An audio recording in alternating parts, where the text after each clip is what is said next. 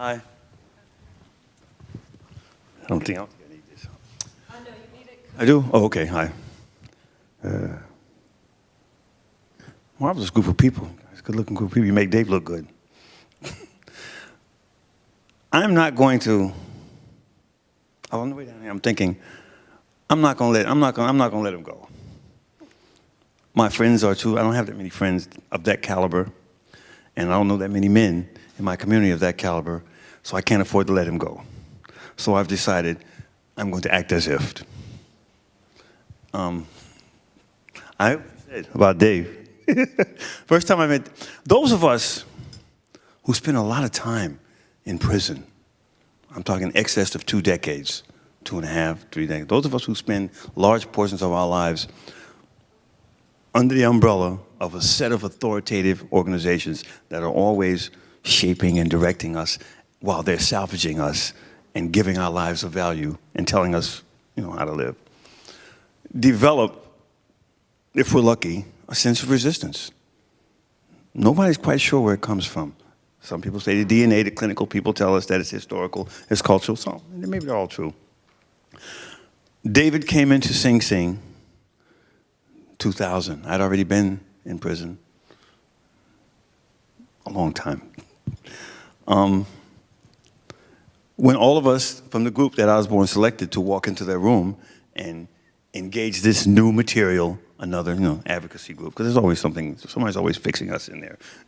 We're lucky. But when Dave comes in, we walk in the room, and how Dave stands in the room like it's his spot. It's like it's his club, like the David Club, and Gordy was there. Everybody liked him right off the top.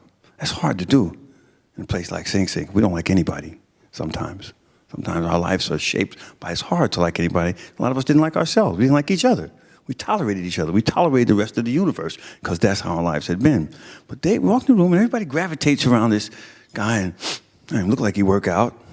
He's got the big, Fu Manchu. He got the big mustache and he's got his head shape. He's got the look. So he looks to that. That's a start. But he walks up and he says, "Hey, how you doing?" And he meant it. If you took one thing, I think, from everyone in the room that knew David, you would find the one word that connects all of us is authenticity. What you see is what you get with David Lewis. What you see is what you get.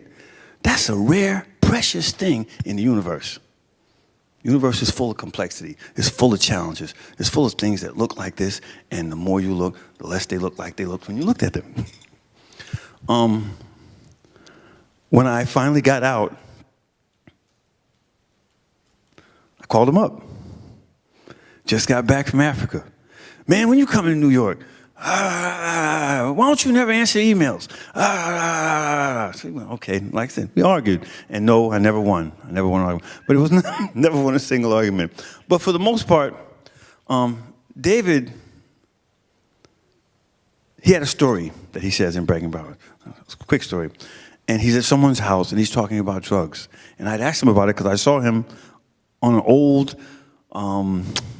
Bill Moyer's journal video years ago when he was a little slimmer. He wasn't as sophisticated and urbane as we'd come to be used to him. But he says, I was in the transition and rescuing myself from drugs. I wanted to change. And I'm someplace, and the demon comes, and I couldn't hide, and the demon backs him up on the wall. And the demon backed him up on the wall, and all of a sudden, I'm fighting. And he goes to the bathroom on himself. So I'm like, I don't really want to hear this. He says, yeah, but what you do when you do that, he's telling us the story, is that you stop and you call somebody. And you reach out. And it's listen, if I don't say anything else, that's an act of courage. It's an act of courage. It's an act of faith. It's a divine act for people that have a different or a unique faith perspective. It's an act that affirms that there's something bigger than me. And that something is rooted in all the people that I know and how I treat them and how they treat me. So I'm stopping. I'm going to do it on myself, and I do it. And I call somebody. And I call them. I tell them. And they come. And they help me clean up. And they don't laugh at me. They laugh with me. And we laugh together. And I walk away, and I don't get high that day. I rescued the day from the demon. I pulled it back. I snatched that day back. Listen, I've seen that happen. Not just for me. I have a bunch of them. I'm probably going to have some more if I'm lucky. I'm going to be living. If you're living, then you're going to have those. It's a part of the blessing of being a human being. You get to win. Because if there's no danger of losing, you don't get to win anything. There's nothing to win. And when I go back to the prison now, I teach in Sing Sing. Same room I used to go to school in. And everyone asks, whatever happened to that dude, Dave? Or I saw that guy on TV, so and so. Or my mom sent me a picture. She saw him somewhere. And yeah, he's cool. He's thinking, his impact of that man was thorough, intimate, inclusive, humble, passionate, creative, humorous. He's a wonderful man. He was a brother, a wonderful brother. Got him a moment ago. I saw his family. I saw his mother. All look like people I know. And in some fashion, I think maybe I did, because I got to know him. If you got a chance to know David, you got a chance to see yourself in another light. You got a chance to see parts of you that you might never have seen otherwise. And that's about most any of us can ask, is that you touch somebody and you allow somebody to touch you. David, for me, showed me how to humble myself and let people help me. And he was always doing it with himself. Can't ask not more than that.